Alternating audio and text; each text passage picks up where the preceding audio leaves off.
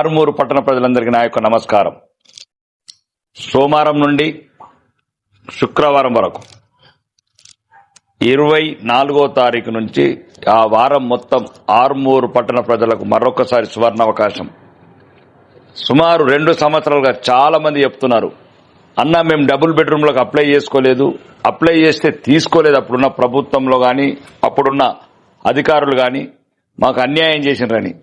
ఈరోజు గౌరవ revenue and housing మంత్రి గారైన పొంగులేటి శ్రీనివాసరెడ్డి గారిని ప్రత్యేకంగా కలిసి ఈ ఆరుమూరు డబుల్ బెడ్రూమ్ల దృష్టి వారికి తీసుకురావడం జరిగింది. ఆ సమస్యని ఆయన వెంటనే మంత్రి గారు ఆదేశాలు ఇచ్చారు. కలెక్టర్ గారికి, ఆరుమూరు సబ్ కలెక్టర్ గారికి, ఎంఆర్ఓ గారికి అందరికీ మళ్లీ ఒకసారి అవకాశం ఇవ్వండి. ఆరుమూరు పట్టణ ప్రజలకు ఎవరెవరైతే అర్హులుండి పేదవాళ్ళు, ఇల్లు లేని వాళ్ళు ఉన్నారో,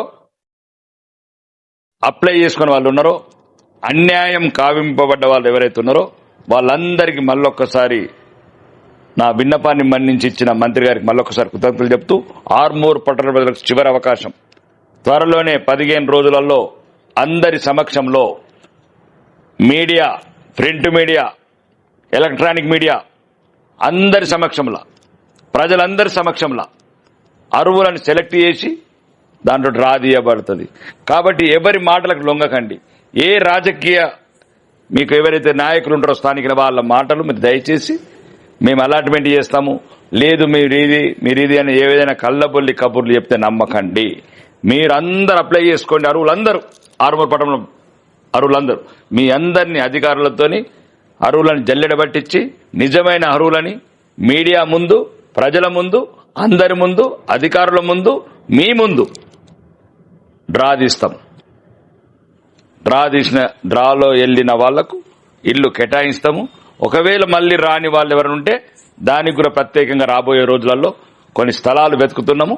స్థలాలతో పాటు ఇంకా ఏదైతే గృహాలు, కొత్త గృహాలు కట్టుకోవడానికి కూడా అవకాశాలు ఇస్తాము. ఇప్పుడు ఏదైతే ఉన్నాయో సుమారు 300 ఇళ్ళు, అవి అయితే ఇమ్మీడియట్లీ డ్రా తీస్తాము. ఎవరైతే మీరు అర్హులు ఉన్నారో అందరూ అప్లై చేసుకోండి. ఎటువంటి ఆందోళన చెందకండి, ఎవరి అబద్దాల మాటలు నమ్మకండి. మీ రాకేష్ అనున్నదులు ఎవరికి అన్యాయం జరగనివ్వను. ఈరోజు డ్రాలో వచ్చిన వాళ్ళతో కాకుండా ఎవరైతే మిగిలిపోతారో వాళ్ళందరూ కూడా త్వరలో వీలైనంత తొందరలో ప్రయత్నం చేస్తాం. ప్రభుత్వాన్ని ఒప్పించి ఎక్కడైతే ప్రభుత్వ స్థలాలు ఉన్నాయో అవి తీసుకొని వీలైతే మళ్ళా హైదరాబాద్లో కదా టవర్ కట్టించినట్లు ఆ టవర్లు కట్టించడానికి ప్రభుత్వాన్ని ఒప్పిస్తామని మీ అందరికి విజ్ఞప్తి చేస్తూ మీ రాకేష్ అన్న. జై హింద్, జై తెలంగాణ, జై శ్రీరామ్.